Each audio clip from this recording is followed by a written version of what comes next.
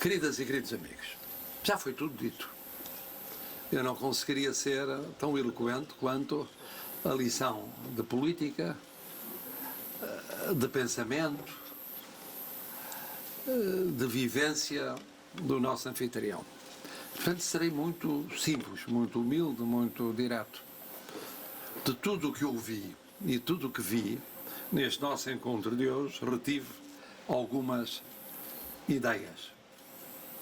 A primeira ideia é do papel fundamental das empresas familiares no tecido económico português. Elas representam a maioria esmagadora do tecido empresarial português. Serão 70, 80, 85, 90%, podemos discutir. Mas em número são certamente a larguíssima percentagem, a esmagadora percentagem. E em emprego, e em criação de riqueza, e em exportação, e em projeção do país. Eu queria hoje, através de vós, agradecer a essas micro, pequenas, médias, grandes empresas familiares o que têm dado a Portugal. A segunda ideia é de que não há hoje empresas verdadeiramente com futuro se não houver um ambiente interno de integração entre empresários, gestores e trabalhadores a todos os níveis. Tudo o que seja ver as empresas de uma forma classista antiga está ultrapassado. Está ultrapassado.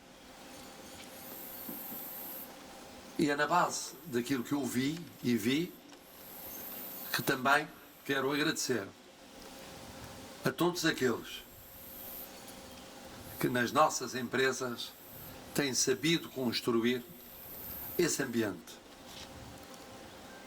na forma de lidar com a situação das pessoas, no tratamento das pessoas, na sua cobertura na saúde ou na segurança social, no estímulo na educação como na cultura, numa visão de responsabilidade social. É assim que se constrói o futuro. A terceira ideia tem a ver com o papel da mulher. Foi aqui acentuado. Temos ainda muitas desigualdades na prática, no terreno, quanto ao tratamento da mulher na vida do trabalho, na vida económica, empresarial, na vida da administração pública, na vida política. E não basta fazer leis, mesmo que se possa sempre dizer que essas leis são mais fruto do trabalho de homens do que de mulheres. A realidade afasta-se tantas vezes daquilo que dizem as leis. É preciso aproximar a realidade das promessas contidas nas leis. Há empresas que estão a dar esses passos. A administração pública está a dar esse passo. Há escolas que estão a dar rapidamente esse passo.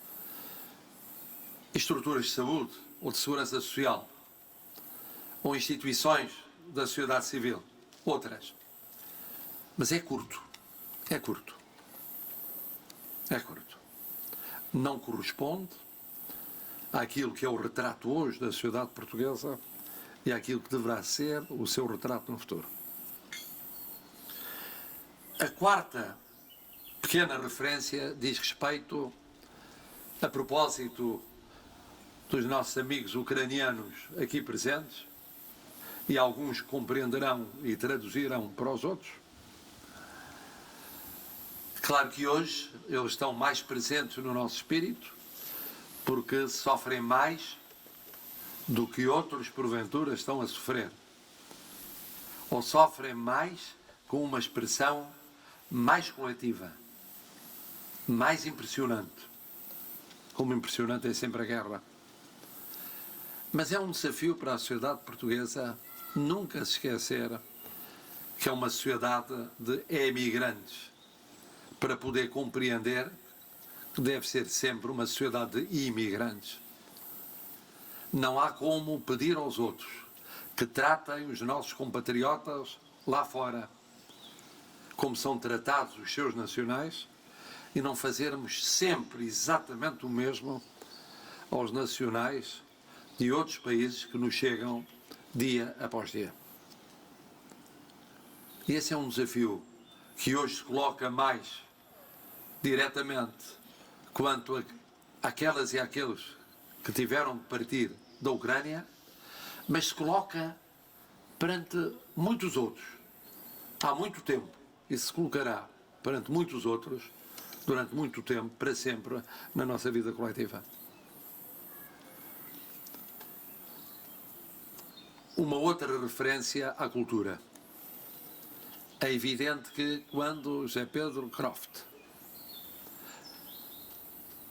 cria uma instalação, que é uma obra de arte virada para o eterno, juntando a sua inspiração à inspiração da natureza, ou se quiserem, respeitando a inspiração da natureza na sua inspiração, mesmo quando tenta recriá-la.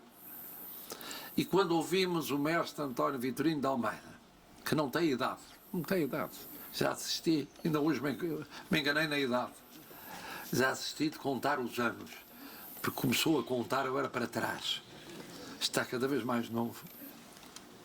Quando ouvimos a lhe dar os seus pequenos testemunhos musicais, o Paulo Bragança também aqui, naturalmente estamos a pensar na cultura como aquela que foi anunciada como projeto no domínio do teatro ou no domínio das artes plásticas, com o papel fundamental dos nossos anfitriões.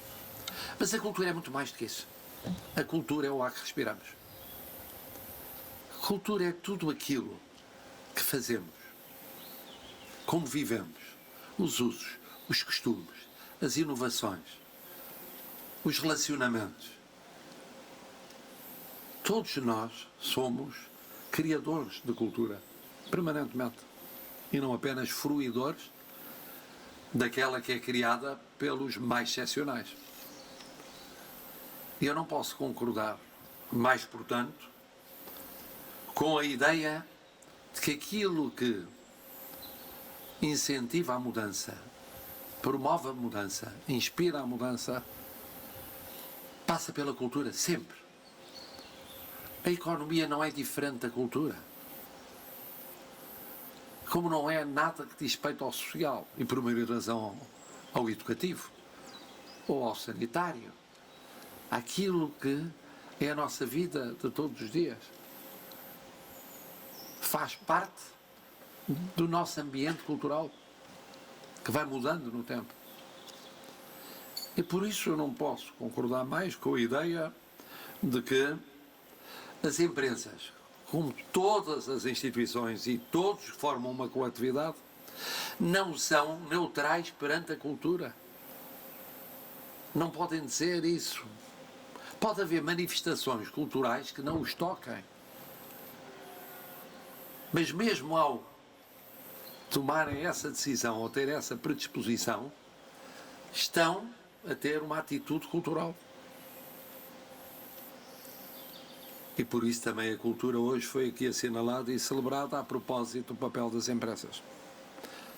E finalmente, isso o Sr. Presidente da Câmara Municipal, o que eu tenho repetido ao longo destes dias, várias vezes, tantas vezes quantos os pontos do programa previstos à partida e aqueles que o Sr. Presidente adita durante o dia e só não junta durante a noite, porque se encontra maneira de escapar à sua ilimitada capacidade imaginativa de programação.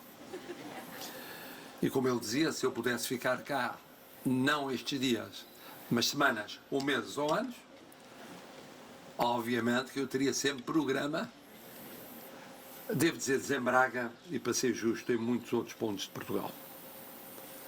Nós vemos, e vemos bem, o que está mal no nosso país, porque é bom não fechar os olhos e é bom perceber o que está mal, mas nem sempre vemos da mesma maneira o que está bem. O que está a mudar, o que mudou. No outro dia, o Grão-Duque de Luxemburgo, já que eu não vinha há uma década, dizia-me, ele tem a experiência diária de conviver com milhares e milhares e milhares de portugueses do Luxemburgo. Dizia, mas eu não reconheço este país. Não reconheço, podem ter muita coisa negativa. Mas há um Portugal diferente, um Portugal novo que eu estou a descobrir. E nós devemos ser muito severos relativamente ao Portugal novo que não estamos a construir, mas também não esquecer o Portugal novo que está a ser construído. Como é que tantas empresas de todas as dimensões ultrapassaram a pandemia? E muitas vezes sem apoio dos poderes públicos, outras vezes com apoio. E como estão a enfrentar a guerra e os efeitos da guerra. E como as famílias e os portugueses mudaram a sua vida, e às vezes de forma traumática, perante o desafio da pandemia. Isto não quer dizer que não tenha havido traumas e não haja pontos críticos a enfrentar. Quer dizer que a nossa capacidade de adaptação e de ajustamento permitiu criar novas pistas, novas soluções, novas instituições, novas maneiras de enfrentar os desafios. Temos essa capacidade, por isso é que já temos quase 900 anos. Por isso é que eu gosto, quando estou com os meus colegas presidentes e até monarcas, reis, de lembrar, como lembrei no outro dia, mesmo ao nosso mais antigo aliado, o Reino Unido, que tal como ele é hoje, ele não é tão antigo como é Portugal. Ele foi fundamental para a nossa independência. Mas nessa altura eram vários reinos. Como em Espanha havia vários reinos separados. Não havia um Estado unido como havia em Portugal. Ainda não havia a realidade das grandes potências como elas são hoje, o seu traçado territorial, e já havia Portugal com um traçado territorial muito próximo daquele que temos. Temos uma sabedoria, que é uma sabedoria secular. Aprendemos muito com as muitas crises, com o que ganhamos e o que perdemos. As independências que perdemos por um tempo e recuperamos. Hoje estivemos quase a perder. Os desastres, as derrotas, as tragédias que enfrentámos. E por isso a minha última palavra é, partindo do exemplo de Braga, mas estendendo a todo o Portugal, é o de que neste 10 de junho nós tenhamos uma atitude de esperança e não de desesperança. Dir-me-ão, mas há fatores de desesperança, há uma guerra, é verdade. E é uma guerra que sacrifica tantas e tantos como aquelas e aqueles nossos amigos que ali estão. Além de uma guerra, há uma crise económica ou financeira provocada pela guerra, de contornos e destino imprevisível. E além disso, ainda há o fim da pandemia, que ainda trava chefes de Estado de poderem realizar visitas por causa dessa pandemia. Há tudo isso e muito, muito mais. Mas é nesses momentos de desesperança que eu sinto que nós temos, tradicionalmente, uma esperança ilimitada. Tem sido isso que tem feito mover o nosso país. Uma esperança ilimitada. Nós que somos tão críticos, tão críticos, tão críticos, mas que nas horas da verdade nos unimos no essencial, mantemos sempre a última coisa a morrer, que é a esperança. E nunca a deixamos morrer. É a esperança a grande mensagem do nosso encontro aqui empresarial de hoje. Temos razões para ter esperança no futuro.